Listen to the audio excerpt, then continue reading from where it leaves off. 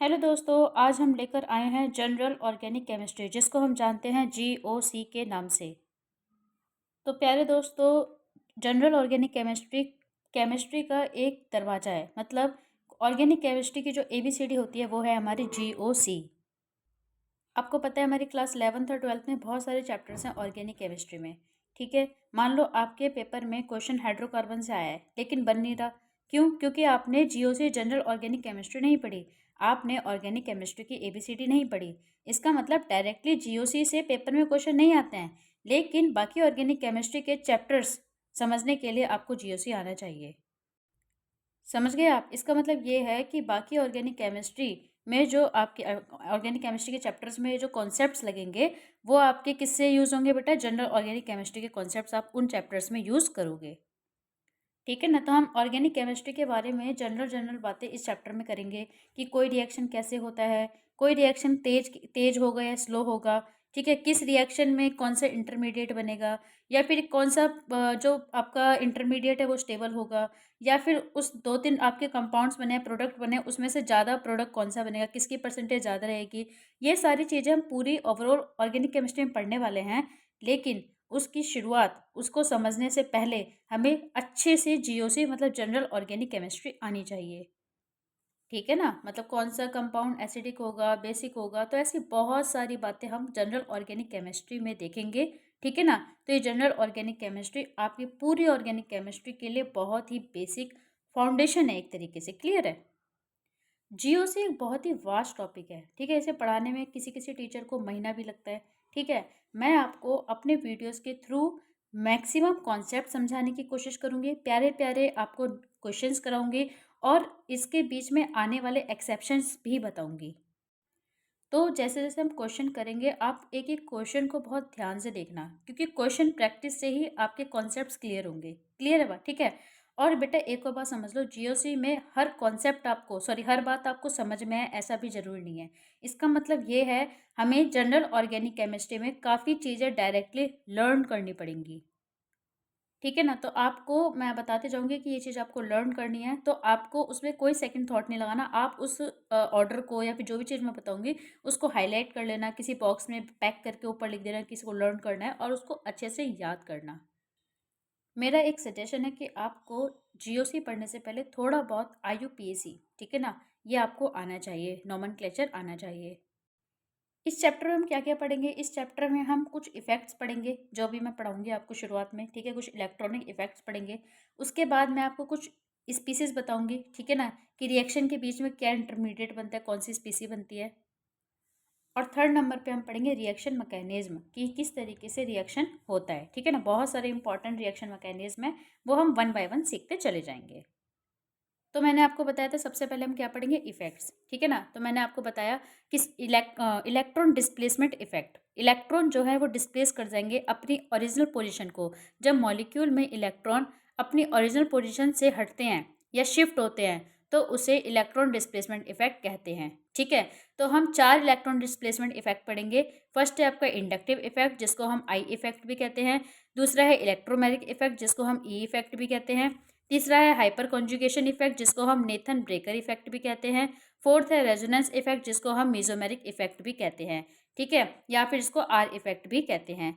अब in effect को पढ़ने के फायदे क्या हैं? अब आपको बेटा ये पता चलेगा कि किसी कंपाउंड में इलेक्ट्रॉन इस पोजीशन से इस पोजीशन तक डिस्प्लेस हुआ है। ठीक है, तो ये क्या है? इलेक्ट्रॉन की डिस्प्लेसमेंट को ही क्या बोलते हैं? Electron displacement effect. तो इसके लिए हम चार इफेक्ट पढ़ेंगे। इन इफेक्ट को पढ़ने से फ़ायदा ये है कि रिएक्शन कैसे आगे बढ़ेगी ये पता चलेगा, बीच में कौन सा इंटरमीडिएट या स्पीसी बनेगी, मतलब फ्री रेडिकल बनेगा या कार्बोकैटायन बनेगा, कार्बो एनायन बनेगा, ये सब क्या होता है आगे देखेंगे। ठीक है, इससे पता चलेगा इन्हीं इफेक्ट को पढ़ने से। ठीक है, कौन सा इंटरमीडिएट ज़्यादा स्टेबल होगा, इंटरमीडिएट तो बन गए, अब स्टेबिलिटी देखेंगे कि कौन सा ज़्यादा स्टेबल होगा। फिर मेजर प्रोडक्ट कौन सा बनेगा, बहुत सारे प्रोडक्ट बन के फिर हम देखेंगे इसमें से ज़्यादा मात्रा में, ज़्यादा परसेंटेज में कौन सा प्रोडक्ट बनेगा। ठीक है, ठीक है ना? इसमें से जो आपका इलेक्ट्रोमैग्नेटिक इफेक्ट है, ये इतना ज़्यादा इंपॉर्टेंट नहीं है। और जो आपका रेजोनेंस इफेक्ट है, उसको मेसोमेरिक भी कहते हैं, पर 100% मेसोमेरिक नहीं कहते, थोड़ा सा डिफरेंस है, वो मैं आपको बताऊंगी। हाइपर कॉन्जुगेशन और रेजोनेंस इफेक्ट बहुत ज़्यादा इंपॉर्टेंट है। ठीक है बेटा, क्लियर है? तो ये बहुत ही इंपॉर्टेंट इफेक्ट है। इससे आप प्रिडिक्ट कर सकते हो कि कौन सा रिएक्शन किस तरफ शिफ्ट होगा, कैसे होगा, रिएक्शन मैकेनिज्म को समझ पाओगे। ठीक है, इलेक्ट्रॉन डिस्प्लेसमेंट से ही आप इन सारे इफेक्ट को पढ़ने से ही रिएक्शन को प्रिडिक्ट कर पाओगे। मैंने आपको बोला था कि इलेक्ट्रोमैग्नेटिक इफेक्ट जो है, जिसको हम ई इफेक्ट भी कहते हैं, ये अनइम्पॉर्टेंट है। क्यों? क्योंकि चारों इफेक्ट में से सिर्फ इलेक्ट्रोमैग्नेटिक इफेक्ट एक टेम्पररी इफेक्ट है, बाकी तीनों परमानेंट इफेक्ट है। क्योंकि आपका इलेक्ट्रोमैग्नेटिक इफेक्ट तभी शो होता है जब इसमें आपका कोई अटैकिंग रिएजेंट आता है। ठीक है ना, क्योंकि यह केवल तब होता है जब कोई अटैकिंग रिएजेंट आता है। ठीक है, तो मतलब इसके तभी इसमें इलेक्ट्रॉन की शिफ्टिंग होगी जब अटैकिंग रिएजेंट आएगा। अगर अटैकिंग रिएजेंट नहीं आया तो ये इफेक्ट देखने को नहीं मिलेगा, या फिर रिएजेंट हट गया तो इफेक्ट भी खत्म हो जाएगा। इसलिए इसे टेम्पररी इफेक्ट कहते हैं। बाकी तीनों में इलेक्ट्रॉन हमेशा खिसकते रहेंगे, चाहे सामने रिएजेंट हो या ना हो। इट मीन्स बाकी के तीन कैसे इफेक्ट है, हमारे परमानेंट इफेक्ट हैं। तो आपको याद रखना है, अगर आपका मान लो बहुत सिंपल क्वेश्चन है कि चारों में से कौन सा इफेक्ट टेम्पररी है, तो आप किसको टिक करोगे बेटा? इलेक्ट्रोमैग्नेटिक इफेक्ट को। अब मैंने पहले ही लिख रखा है कि इंडक्टिव इफेक्ट, रेजोनेंस, जिसको मीजोमेरिक इफेक्ट भी कहते हैं, और आपका तीसरा क्या था?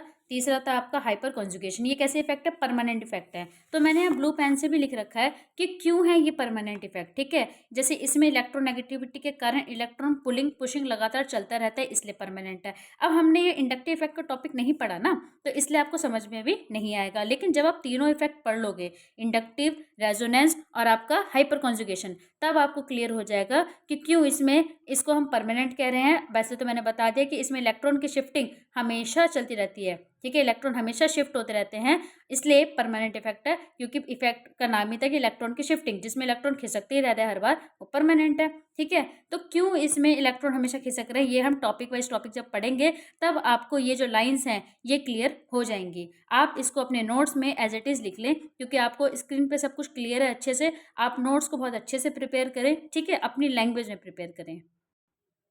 ठीक है, बाकी इलेक्ट्रोमैग्नेटिक इफेक्ट हम आगे भी देखेंगे। बाकी मैं यहाँ पे बता देती हूँ कि electromagnetic effect only pi electron में होता है। कंप्लीट ट्रांसफर होता है इसमें इलेक्ट्रॉन का। रिएजेंट डिपेंडेंट होता है, मतलब रिएजेंट होगा तभी इलेक्ट्रोमैग्नेटिक इफेक्ट देखने को मिलेगा। ठीक है, मोमेंट्री इफेक्ट होता है। ये सब चीज़ें बस आप अभी पॉइंट्स में याद रखो, क्योंकि हम शुरुआत कौन से इफेक्ट से करने वाले हैं? Inductive effect. सबसे पहला इफेक्ट हम कौन सा देखेंगे? Inductive effect. अब देखो इंडक्टिव इफेक्ट क्या होता है। पहले मैं एग्जांपल समझा देती हूँ, फिर आपको थ्योरी समझ में आ जाएगी। मैं हिंदी इंग्लिश दोनों में लिखती हूँ, क्योंकि मेरे को आपके कॉन्सेप्ट्स क्लियर करना है। ठीक है, मान लो ये आपके कार्बन कार्बन की चैन है, और यहाँ पे मैंने एक बहुत ज़्यादा इलेक्ट्रोनेगेटिव एटम लगा रखा है। ठीक है, तो इलेक्ट्रोनेगेटिविटी एक्स की ज़्यादा है कार्बन से, तो जो मोर इलेक्ट्रोनेगेटिव एटम होगा, ठीक है, या फिर ग्रुप होगा, वो कार्बन से क्या करेगा? इलेक्ट्रॉन्स अपनी तरफ खींच लेगा। तो पहली बात तो हमेशा याद रखना कि इंडक्टिव इफेक्ट सिर्फ सिग्मा बॉन्ड में दिखेगा, मतलब सिंगल बॉन्ड में ही दिखेगा। इसमें होगा क्या? इसमें जो ज़्यादा इलेक्ट्रोनेगेटिव एटम होगा, ठीक है, वो अपनी इलेक्ट्रोनेगेटिविटी की वजह से अपने सिंगल बॉन्ड जिससे उसने बना रखा है उसके इलेक्ट्रॉन को अपनी तरफ शिफ्ट कर लेगा।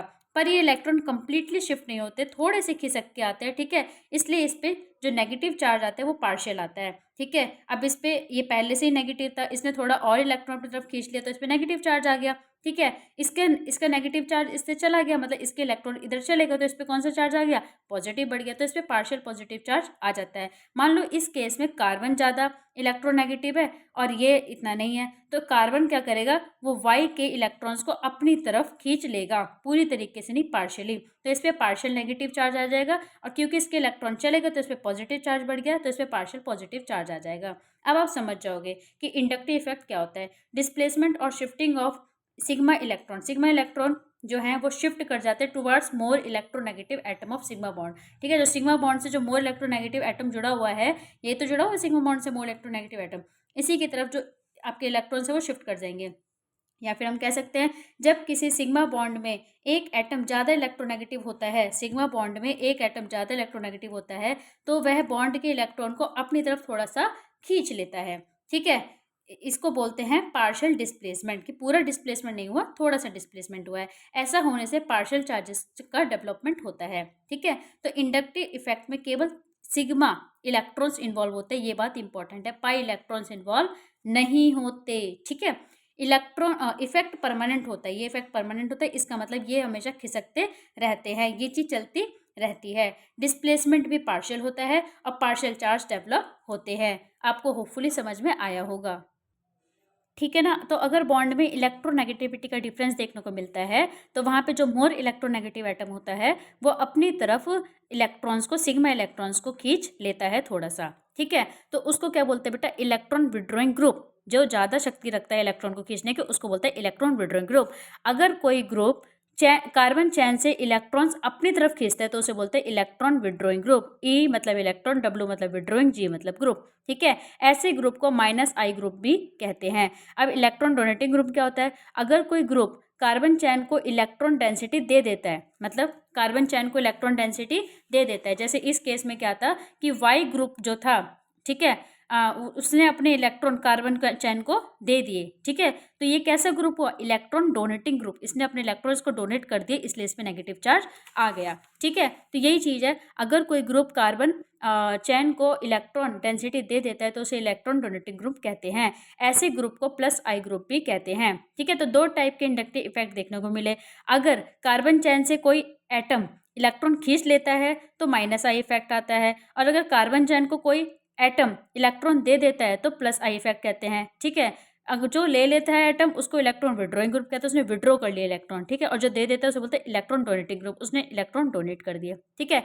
इंडक्टिव इफेक्ट जैसे जैसे डिस्टेंस बढ़ती है इफेक्ट कमजोर होता जाता है। इसका मतलब ये है कि अगर इसकी इलेक्ट्रोनेगेटिविटी ज़्यादा है तो सबसे ज़्यादा ये इसके इलेक्ट्रॉन को अपनी तरफ खींच रहा होगा, थोड़ा असर यहाँ पे भी जा रहा होगा, थोड़ा बहुत इलेक्ट्रॉन इसके भी इधर खींच रहे होंगे, है ना, थोड़ा इधर भी जा रहा होगा। मतलब 2-3 कार्बन एटम तक तो इसकी शक्ति थोड़ी मतलब शक्ति होती है।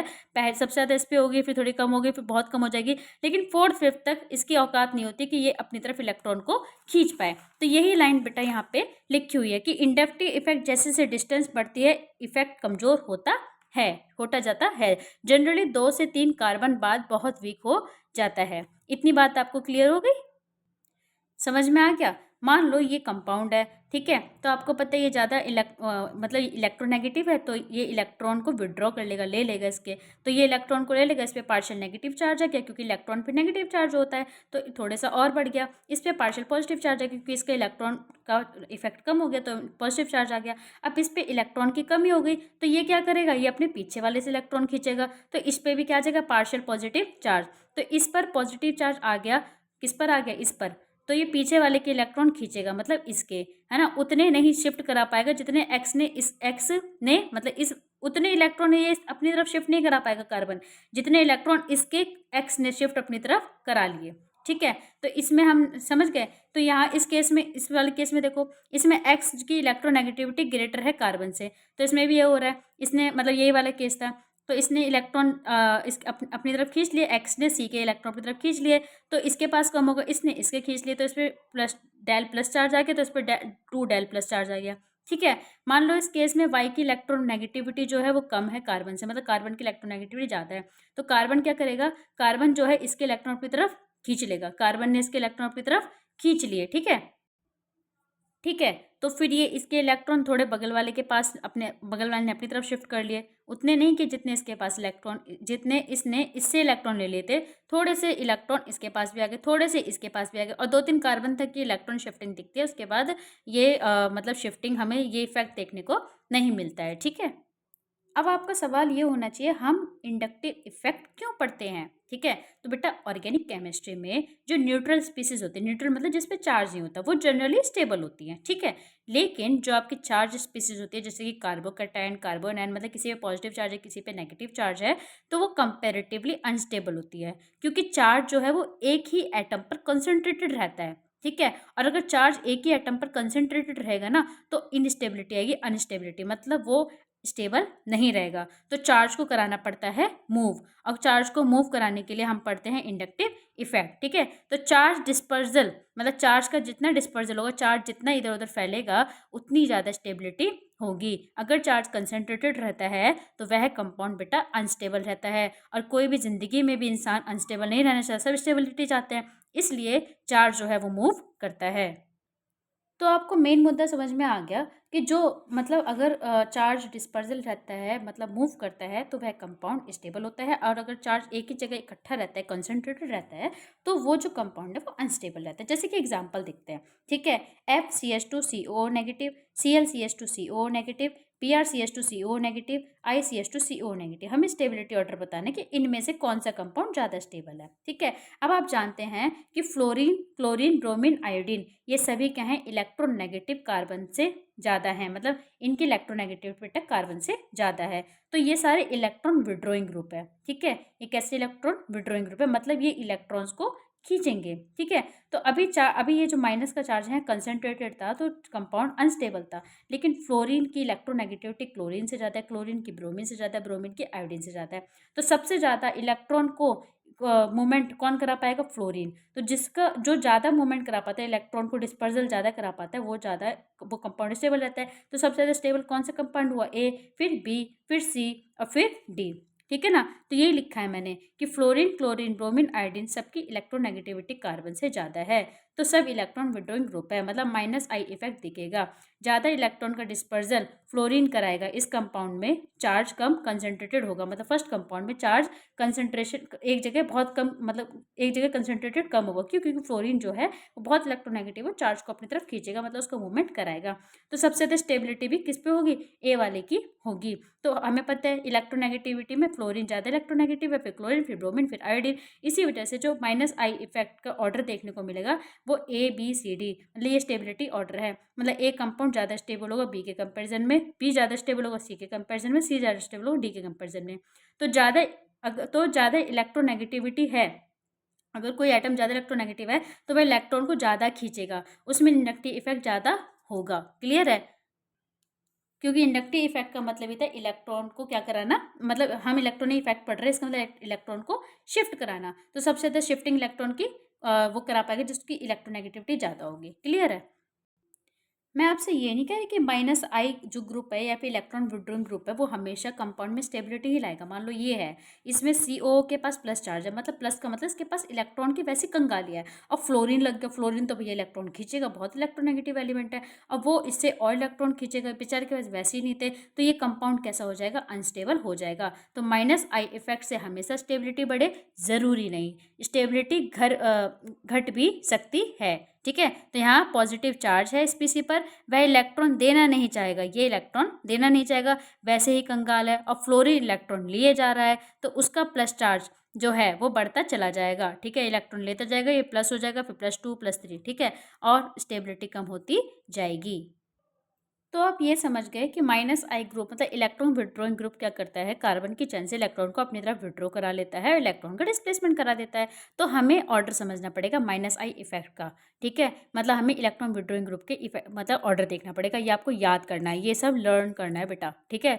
कोई गुंजाइश नहीं है, आप लर्न करोगे तभी आपको चीज़ें क्लियर होंगी, ठीक है। तो सबसे ज़्यादा जो हाईएस्ट पावर होती है किसी ग्रुप की, जो सबसे ज़्यादा इलेक्ट्रॉन खींचने की शक्ति रखता है, वो है आपका NF3, ठीक है। ये इसको ओपन करके दिखा दिया मैंने NF3 को, इस पर प्लस चार्ज होता है, ठीक है। और यहाँ मैंने एक्स्ट्रा सारे पॉइंट्स लिखे हैं कि इसको नाइट्रोजन ट्राइफ्लोराइड बोलते हैं, पॉजिटिव चार्ज लगा है, बहुत ज़्यादा इलेक्ट्रॉन खींचना चाहेगा, क्योंकि इस पर क्या है बेटा, पॉजिटिव चार्ज, इसलिए बहुत ज़्यादा इलेक्ट्रॉन खींचना चाहेगा, इसलिए हाईली इलेक्ट्रोनेगेटिव आपका ये ग्रुप है, ठीक है। फिर आपका NR3 है, फिर आपका ये NH3 है। आप याद रखना कि NF3, NR3, NH3 are highly electronegative group या फिर -I ग्रुप्स, ठीक है। उसके बाद आपका नाइट्रो ग्रुप आएगा, साइनाइड आएगा, फिर अल्डिहाइड आएगा, फिर कीटोन, फिर कार्बोक्सिलिक एसिड, फिर फ्लोरीन, क्लोरीन, ब्रोमीन, आयोडीन और इपॉक्सी ग्रुप, ठीक है। ठीक है, OR मतलब इपॉक्सी, और वाला और नहीं है, OR मतलब इपॉक्सी ग्रुप, ठीक है। और आपको फिर अल्कोहल ग्रुप आ जाएगा, ये मैंने नॉर्मल फॉर्म लिख रखी है, एक्सपेंड करके दिखा रखा है। फिर आपका अल्काइन आ जाएगा, ठीक है। और फिर आपका फिनोल और आपका ये NH2, फिनोल और NH2 की जो इलेक्ट्रोनेगेटिविटी है वो कंपेरेटिवली सेम होती है, इक्वल होती है, ठीक है। फिर अल्कीन्स की ज़्यादा होगी, फिर आपके हाइड्रोजन, ठीक है। हाइड्रोजन पर कहानी खत्म होती है और यहीं से +I इफेक्ट स्टार्ट हो जाता है। मतलब यहाँ अभी तक तो जो ग्रुप हैं वो इलेक्ट्रॉन को कार्बन चेन से अपनी तरफ खींच रहे थे, लेकिन हाइड्रोजन के बाद जो ग्रुप्स आएंगे, हम पॉजिटिव +I इफेक्ट का ऑर्डर भी देखेंगे। अब क्या होगा बेटा, तो यहीं से आपका +I इफेक्ट स्टार्ट होती है, ठीक है ना। तो हाइड्रोजन के -I इफेक्ट को 0 मानना, हाइड्रोजन का माइनस आई इफेक्ट कुछ भी नहीं था, जीरो मानना। अब प्लस आई इफेक्ट स्टार्ट हो जाएगा। जैसे एक क्वेश्चन मैंने दिया which is more stable, 3 compound से आपको स्टेबिलिटी बतानी है, ठीक है। तो आपको बताना होगा जो ज़्यादा इलेक्ट्रोनेगेटिव होगा वो अपनी तरफ ज़्यादा इलेक्ट्रॉन खींच लेगा, मतलब इलेक्ट्रॉन की शिफ्टिंग वो ज़्यादा करा सकता है, और जो ज़्यादा इलेक्ट्रॉन की शिफ्टिंग कराएगा वो ज़्यादा ही आपका स्टेबल होगा, ठीक है ना। क्योंकि इलेक्ट्रॉन एक जगह कंसनट्रेटेड रहेगा या चार्ज एक जगह कंसनट्रेटेड रहता है तो फिर क्या होता है, अनस्टेबिलिटी आती है। तो देखो बेटा, इसमें आपका क्या कौन सा ग्रुप लगा, नाइट्रो, इसमें CH2 लगाए, इसमें फ्लोरीन लगाए। अब आप टेबल से देख लो, ये सारे ही माइनस आई इफेक्ट दिखा रहे हैं, ठीक है। तो जो नाइट्रो की इलेक्ट्रोनेगेटिविटी है, चाहे तो आप टेबल से देख लो, नाइट्रो ये रहा, ठीक है। नाइट्रो के बाद फ्लोरीन, फ्लोरीन इसके नीचे है, ठीक है। उसके बाद आपका क्या है, CH2, ठीक है। ये इसका आपका ये क्या है, आगे है इसमें, ये रहा, ठीक है ना। तो इससे क्या हुआ बेटा, आपको ऑर्डर दिख गया कि सबसे ज़्यादा नाइट्रो, फिर फ्लोरीन, फिर CH2। इसका मतलब स्टेबिलिटी ए की सबसे ज़्यादा होगी, फिर बी, सी की, और फिर आपकी बी की, ठीक है। नाइट्रो का फ्लोरीन और फिर CH2 था। तो स्टेबिलिटी ऑर्डर आपने देख लिया, जो ज़्यादा माइनस आई इफेक्ट दिखाएगा वो कंपाउंड में ज़्यादा स्टेबिलिटी लेकर आएगा। आगे बहुत कुछ एक्सेप्शन देखने को मिलेगा, इसलिए अभी कॉन्सेप्ट के साथ साथ समझते चले जाएँ, ठीक है। बात ये है माइनस आई इफेक्ट पढ़ क्यों रहे हैं हम, ठीक है, क्या ज़रूरत है। तो आपने बोला हम इसलिए पढ़ रहे हैं ताकि जो हमें दिखे कंपाउंड कौन सा स्टेबल है। ध्यान से सुनो बेटा, स्टेबिलिटी ऑफ स्पीसीज से फ़ायदा क्या होता है, मतलब आपने पता कर लिया कि 3 कंपाउंड है, इसमें से ये वाला कंपाउंड स्टेबल है। तो बेटा इससे फ़ायदा ये है, हम एसिडिक ऑर्डर जज कर पाएंगे। एसिडिक स्ट्रेंथ किस पर डिपेंड करती है, हम पूछते हैं कि एसिडिक स्ट्रेंथ, एसिड कौन सा, ये एसिड ज़्यादा स्ट्रॉन्ग है, ये वीक है, ये किस पर डिपेंड करता है। तो आपको पता होगा बेटा कि जब आपका एसिड प्रोटॉन देता है, मान लो ये एसिड है, ठीक है, जब ये टूटा तो H पॉजिटिव प्रोटॉन देगा और A नेगेटिव बन जाएगा। और आपको पता है ऑर्गेनिक केमिस्ट्री में जो हमारे ऑर्गेनिक केमिस्ट्री में जो आपके एसिड्स होते हैं वो कैसे एसिड्स होते हैं बेटा, वीक एसिड्स होते हैं, ठीक है। तो क्या हुआ कि प्रोटॉन निकल गया, अब जो स्पीसी बची वो क्या है, A नेगेटिव। तो प्रोटॉन निकलने के बाद जो स्पीसी बचती है उसको बोलते हैं कॉन्जुगेट बेस। और याद रखना, कॉन्जुगेट बेस जितनी ज़्यादा स्टेबल होगी एसिड उतना ज़्यादा स्ट्रॉन्ग होगा। तो मतलब सबसे इम्पॉर्टेंट है कॉन्जुगेट बेस का क्या होना, आपका स्ट्रॉन्ग होना, स्टेबल होना, कॉन्जुगेट बेस का स्टेबल होना। अब कॉन्जुगेट बेस स्टेबल है या नहीं है ये हम सीखते हैं कैसे, देखो क्यों। अगर प्रोटॉन निकलने के बाद बनने वाली स्पीसीज स्टेबल है, प्रोटॉन निकलने के बाद कौन सी स्पीसी बनी थी, आपकी कॉन्जुगेट बेस, तो प्रोटॉन आसानी से निकल जाएगा। अगर ये स्टेबल है, कॉन्जुगेट बेस स्टेबल है, तो ये आसानी से प्रोटॉन को छोड़ देगा क्योंकि ये स्टेबल है, ठीक है। तो एसिड क्या होगा, स्ट्रॉन्गर होगा। लेकिन अगर कॉन्जुगेट बेस अनस्टेबल है तो प्रोटॉन निकलना मुश्किल होगा और एसिड वीक होगा। तो वीक एसिड में प्रोटॉन आसानी से नहीं निकलते ना, स्ट्रॉन्ग एसिड में 100% डिसोसिएशन होता है, प्रोटॉन बिल्कुल टूट जाता है, नेगेटिव कॉन्जुगेट बेस बिल्कुल अलग हो जाता है। लेकिन वीक एसिड्स में ऐसा नहीं होता, आपने पढ़ा होगा, ठीक है ना। तो वीक एसिड में ऐसा क्यों नहीं होता, क्योंकि उसमें कॉन्जुगेट बेस कैसा होता है, अनस्टेबल होता है। क्लियर है। तो मतलब हम समझ गए कि हमें जो एसिड है वो H पॉजिटिव और A नेगेटिव में टूटता है, तो इसको तोड़ने के लिए, इसको अलग करने के लिए कोई स्ट्रॉन्ग बंदा होना चाहिए। तो जैसे एग्जांपल देखो, इसमें पूछा है विच इज़ बेस्ट एसिड, इन 4 में से एसिड कौन सा वाला अच्छा है, कौन सा एसिड लगा, COH। तो आपको पता है कि जब ये डिसोसिएट होगा तो CO नेगेटिव और H पॉजिटिव प्रोटोन निकल जाएगा। तो H पॉजिटिव प्रोटोन है तो ये क्या बना, कॉन्जुगेट बेस, ठीक है। तो इनको तोड़, इसके इलेक्ट्रॉन को, CO के इलेक्ट्रॉन को कौन ज़्यादा निकाल पाएगा, कौन ज़्यादा मूवमेंट करा पाएगा बेटा, फ्लोरीन। तो इसलिए हमने पढ़ा था ये सारी चीज़ें, ठीक है। लेकिन इसके इलेक्ट्रॉन को फ्लोरीन उतना ज़्यादा मूवमेंट नहीं करा पाएगा, ठीक है। ठीक है बेटा, अब आपने देखा कि यहाँ पे स्ट्रॉन्गर इलेक्ट्रोनेगेटिव ग्रुप जो है वो minus I effect generally increase a acidic by stabilizing conjugate base. इस लाइन का मतलब ये है, अब आप ये समझ गए कि COOH से H पॉजिटिव और COO नेगेटिव निकालेंगे तो जिसका A नेगेटिव मतलब COO नेगेटिव स्टेबल होगा, ठीक है, वही होगा सबसे वो स्टेबल सबसे ज़्यादा CO नेगेटिव किसका होगा, वही होगा जिसमें इलेक्ट्रोनेगेटिव जो इलेक्ट्रॉन विड्रॉइंग ग्रुप है वो मस्त वाला होगा, मतलब इलेक्ट्रॉन विड्रॉइंग ग्रुप बहुत हाइयर वाला होगा, ठीक है। तो वो CO नेगेटिव के इलेक्ट्रॉन को अपनी तरफ खींचेगा और इसके इलेक्ट्रॉन जितनी इसकी तरफ खींचेंगे तो ये उतना ही ज़्यादा क्या बनेगा, स्टेबल बनेगा। तो यही एसिड क्या होगा, सबसे ज़्यादा बेस्ट होगा, ठीक है। जिसकी इलेक्ट्रोनेगेटिविटी या फिर इलेक्ट्रॉन विड्रॉइंग ग्रुप या फिर माइनस आई ग्रुप ज़्यादा होगा वह ज़्यादा स्टेबल, क्योंकि वह इलेक्ट्रॉन को ज़्यादा खींचेगा, ज़्यादा चार्ज का डिस्ट्रीब्यूशन होगा। लेकिन यह बात भी 100% सच नहीं है, हम आगे देखेंगे। तो इससे आप ये समझ गए कि पहले वाला एसिड जो है वो ज़्यादा स्टेबल है, इससे कम ये, उससे कम ये, उससे कम ये। तो एसिड कौन सा बेस्ट है उसका ऑर्डर आपने देख लिया। क्यों पता चला, क्योंकि एसिड का मतलब होता है नेगेटिव और पॉजिटिव में टूट जाना, ठीक है। और जो नेगेटिव और पॉजिटिव को तोड़वा सके तो ये ज़्यादा दम रखता है इसके इलेक्ट्रॉन को अपनी तरफ खींचने खींचने की, तो ये आसानी से तोड़ लेगा। इसका मतलब ये कॉन्जुगेट बेस क्या है, स्टेबल है। ठीक है, तो जब H पॉजिटिव निकल जाता है, जो बचता है उसको बोलते हैं कॉन्जुगेट बेस। क्लियर है बेटा? ठीक है, तो आपने समझा कि जो इंडक्टिव इफेक्ट है, ठीक है, उसको हम माइनस आई इफेक्ट स्पेशली हम किस लिए पढ़ रहे हैं, इसलिए पढ़ रहे हैं ताकि हम ये पता कर सके कि इस कौन सा एसिड स्ट्रॉन्ग है और कौन सा एसिड वीक है। ठीक है, और उससे भी ज़्यादा इंपॉर्टेंट ये नहीं है कि ये पहचानना एसिड कौन सा स्ट्रॉन्ग है वीक है, उससे ज़्यादा इंपॉर्टेंट ये है कि किसका कॉन्जुगेट बेस ज़्यादा स्टेबल है, क्योंकि कॉन्जुगेट बेस जो है आगे रिएक्शन मैकेनिज्म में जिसका ज़्यादा स्टेबल होगा वो कंपाउंड भी ज़्यादा स्टेबल होता है। इसलिए हमने ये सब पढ़ा, क्योंकि हमें आगे पूरी ऑर्गेनिक केमिस्ट्री पढ़नी है जिसमें बहुत सारी रिएक्शंस हैं, तो उनकी स्टेबिलिटी कॉन्जुगेट बेस डिसाइड करता है। जिसका कॉन्जुगेट बेस स्टेबल होगा वो रिएक्शन कैसी होगी बेटा, स्टेबल होगी, वो सब आगे देखेंगे। लेकिन हमें कॉन्जुगेट बेस की स्टेबिलिटी देखने के लिए इंडक्टिव इफेक्ट को अभी तक पढ़ना पड़ा। ठीक है, लेकिन इलेक्ट्रॉन विड्रॉइंग ग्रुप जो है वही जिसमें हाई होगा और वही एसिड स्ट्रॉन्ग होगा, ये बात 100% श्योर नहीं है, क्योंकि केमिस्ट्री में मैंने आपको शुरुआत में बता दिया था एक्सेप्शन बहुत सारी है। ठीक है, चीज़ों को बहुत डेप्थ में समझेंगे, हर एक कंपाउंड अपनी अलग स्टोरी रखता है, उसको समझने के लिए हमें हर एक कंपाउंड के साथ डील करना पड़ेगा, प्रैक्टिस करनी पड़ेगी। चलो एक और एग्जाम्पल देख लेते हैं अब हम। इस क्वेश्चन में भी हमें देखना है विच इज़ मोर एसिड। एक तो आप देख रहे हैं ये एसिड है जो कि नेगेटिव और पॉजिटिव में टूटेगा, और यहाँ पे मिथाइल ग्रुप लगा हुआ है, यहाँ पे भी नेगेटिव पॉजिटिव है, यहाँ पे क्लोरीन जो कि आपका इलेक्ट्रॉन विड्रॉइंग ग्रुप है वो लगा हुआ है, और यहाँ पे भी नेगेटिव पॉजिटिव में टूटेगा। यहाँ पे 2 क्लोरीन लगे Cl2, और यहाँ पे 3 क्लोरीन लगे हैं। तो आपको पता है जितने ज़्यादा इलेक्ट्रॉन को खींचने वाले ग्रुप उतना ज़्यादा इलेक्ट्रॉन का डिस्प्लेसमेंट होगा, उतना ज़्यादा इलेक्ट्रॉन कंसनट्रेटेड नहीं रहेगा और वो कंपाउंड स्टेबल होगा। इसलिए हम देखते ही ऑर्डर समझ गए ये तो इलेक्ट्रॉन विड्रॉइंग ग्रुप है ही नहीं। ठीक है, तो ऑर्डर क्या हुआ हमारा DCBA। तो हमारे स्टेबिलिटी का ऑर्डर हमें देखने को मिल गया DCBA, और मैंने लिखा भी है। आपने देखा नंबर ऑफ क्लोरीन बढ़ते जा रहे हैं, ए वाले में कोई माइनस आई ग्रुप है ही नहीं, पहली बात तो। ठीक है, और BCD में माइनस आई ग्रुप बढ़ते जा रहे हैं, मतलब इसमें 1 क्लोरीन है, इसमें 2 क्लोरीन है, इसमें 3 क्लोरीन है। जितने ज़्यादा माइनस आई ग्रुप या इलेक्ट्रॉन विड्रॉइंग ग्रुप उतने वो कॉन्जुगेट बेस को स्टेबल करता चला जाएगा, क्योंकि जितना ज़्यादा इसका नेगेटिव चार्ज खींचेगा और वो उतना ज़्यादा स्टेबल हो जाएगा। ठीक है ना, तो कंक्लूजन क्या निकला, मोर number of minus I group more acidic nature. जितना ज़्यादा माइनस आई ग्रुप होगा उतना ज़्यादा एसिडिक नेचर होगा, क्यों, क्योंकि उतना स्टेबल कॉन्जुगेट बेस बनेगा, और जिसका कॉन्जुगेट बेस ज़्यादा स्टेबल होता है वो वाला एसिड ज़्यादा स्ट्रॉन्ग होता है। ठीक है, तो मोर स्टेबिलिटी ऑफ स्पीसीज। ठीक है, यहाँ बात एसिडिक नेचर की नहीं है कि किसका ज़्यादा एसिडिक, कौन ज़्यादा स्ट्रॉन्ग है, कौन सा वीक है।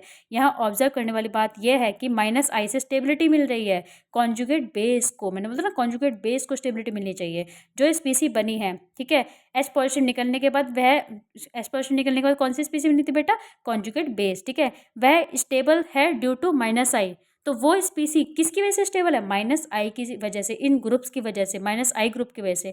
यह बात गलत है कि माइनस आई की वजह से इलेक्ट्रॉन खींचा और हाइड्रोजन बाहर निकल गया। हमें ये नहीं पढ़ना कि यार हाइड्रोजन बाहर निकलना है क्योंकि एसिड में हाइड्रोजन बाहर निकलता, नहीं, हमें ये पढ़ना है कि माइनस आई की वजह से इलेक्ट्रॉन खींचा जिसकी वजह से कॉन्जुगेट बेस स्टेबल हो गया। तो कॉन्जुगेट बेस की स्टेबिलिटी के लिए हम ये सब पढ़ रहे हैं। जैसे ये वाला क्वेश्चन देखो, इसमें मिथाइल ग्रुप COH, इसमें 1 क्लोरीन लगा है, इसमें भी 1 क्लोरीन है, फर्क क्या है, ये तो चलो ये तो हमारे माइनस आई ग्रुप या इलेक्ट्रॉन विड्रॉइंग ग्रुप है ही नहीं। इसमें 1 क्लोरीन लगा है, डिस्टेंस ये रहा, इसमें 1 क्लोरीन लगा है, अब इसका डिस्टेंस बढ़ गया, और मैंने बताया था कि इसका इफेक्ट इस पर कम देखने को मिलेगा, क्योंकि जैसे डिस्टेंस बढ़ता है तो इफेक्ट भी कम होता चला जाता है। इसका इफेक्ट इस पर ज़्यादा होगा इसके कंपेरिजन में। तो ऑर्डर क्या बना, B, फिर C और फिर A, मतलब ये ज़्यादा इलेक्ट्रॉन खींचेगा, ये वाला एसिड ज़्यादा स्टेबल होगा, उससे कम ये और सबसे कम ये, क्योंकि यहाँ पे तो इलेक्ट्रॉन विड्रॉइंग ग्रुप है ही नहीं। क्लियर है। अब बेटा प्लस आई इफेक्ट के बारे में हम अगली क्लास में देखेंगे। ठीक है, ओके, बने रहें, पढ़ते रहें। कोई डाउट आए तो कमेंट में आप मेरे से पूछ सकते हैं। Bye bye.